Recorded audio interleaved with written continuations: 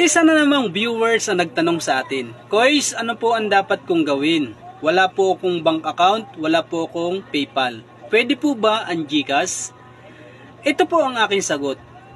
Dalawa lang po ang pwede natin gamitin, PayPal o bank account. Tandaan, kailangan ang bank account ay international, hindi pwede po ang local.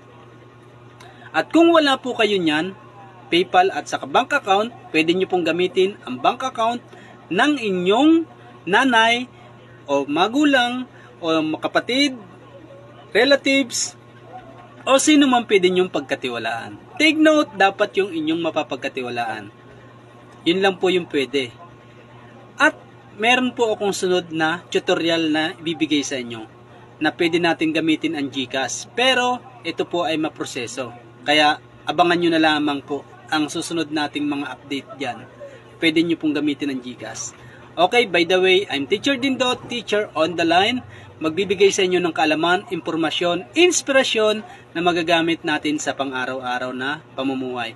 Kaya huwag nyo pong kalimutan mag-follow at mag-share, mag-like ng ating video para po sa susunod nating mga tips at kaalaman.